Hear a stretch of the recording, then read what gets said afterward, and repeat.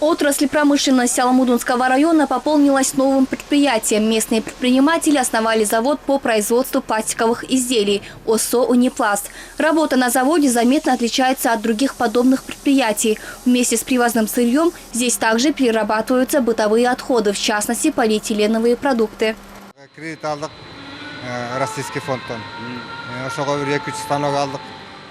В этом районе мы купили земельный участок и на нем построили данное помещение. На приобретение новых станков взяли кредит от Российско-Кыргызского фонда развития. В целом мы построили 3 корпуса. Мы производим пластиковые тары для мыломоющей продукции и строительных материалов. Продукция соответствует всем стандартам. Для производства качественной продукции предприятие оснащено необходимым современным оборудованием. Сейчас здесь функционирует 26 станков.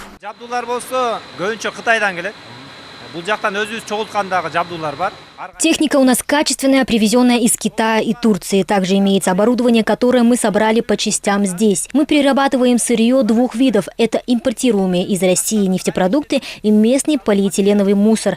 Из целлофанов и пакетов мы изготавливаем водопроводные трубы.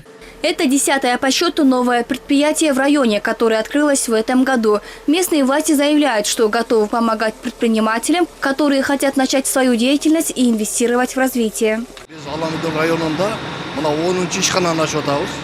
Отрадно, что наши кыргызстанцы своими усилиями открывают такие большие предприятия, обеспечивая граждан рабочими местами. Деятельность предприятий вносит значительный вклад в развитие государства.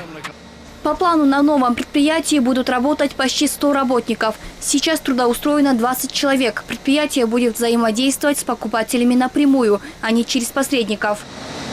Ахмер Нурдинова, Эльдар Нарбеков, ЛТР, Чуйская область.